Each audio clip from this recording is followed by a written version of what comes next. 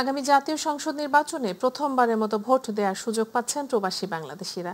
প্রতিনিধি আল-আমিন রানা জানান, প্রবাসীদের ভোট দিতে উদ্বুদ্ধ উৎসাহিত করতে বৃহস্পতিবার কুয়েত সিটির একটি হোটেলে বাংলাদেশ জাতীয়তাবাদী যুবদল কুয়েত শাখার উদ্যোগে সংগঠনের প্রস্তাবিত সভাপতি সৈয়দ আরিফুল ইসলাম রাসেল এবং সাধারণ সম্পাদক সাইরুল আমিনের তত্ত্বাবধানে আগামী জাতীয় সংসদ নির্বাচনে ধানের শীষের পক্ষে প্রচার ও প্রবাসী ভোটারদের নিবন্ধন, ট্রেনিং প্রদানের জন্য আইটি সাপোর্ট সেন্টার উদ্বোধন করেন কুয়েত বিএনপির সাবেক সভাপতি মাহফুজুর রহমান মাহফুজ। এ সময় বিএনপি নেতা আলহাজ শওকত আলী, জালাল আহমেদ চুন্নু মোল্লা, আব্দুল কাদের মোল্লা, কাজী ইকবাল হোসেন সহ কুয়েত বিএনপি ও যুব দলের সিনিয়র নেতৃবৃন্দ উপস্থিত ছিলেন।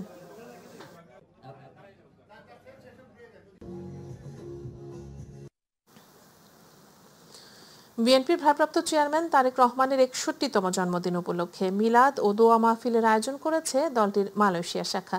প্রতিনিধি আশরাফুল মামুন জানান, বৃহস্পতিবার রাজধানী কুয়ালালামপুরে বিএনপি মালয়েশিয়া শাখা সহ সভাপতি তালহা মাহমুদের সভাপতিত্বে মিলাদ ও দোয়া মাহফিলে প্রধান অতিথি ছিলেন সিনিয়র সহসভাপতি মাহবুব আলম শাহ।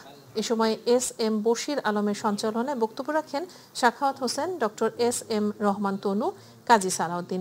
এছাড়াও বিএনপি নেতা রফিক সরকার, কামাল হোসেন, ইঞ্জিনিয়ার শাহজালাল, আনোয়ার পারভেজ, আব্দুল মজিদ মাল, জসিম উদ্দিন, নূরে সিদ্দিকী, সুমন, মিরাজ মিজি, টিপু সুলতান সহ নেতাকর্মীরা উপস্থিত ছিলেন। অনুষ্ঠানে বিএনপি চেয়ারপারসন বেগম খালেদা জিয়া ও ভারপ্রাপ্ত চেয়ারম্যান তারেক রহমানের সুস্বাস্থ্য ও দীর্ঘায়ু কামনায় দোয়া ও মোনাজাত করেন হাফেজ মাওলানা আবু তাহের।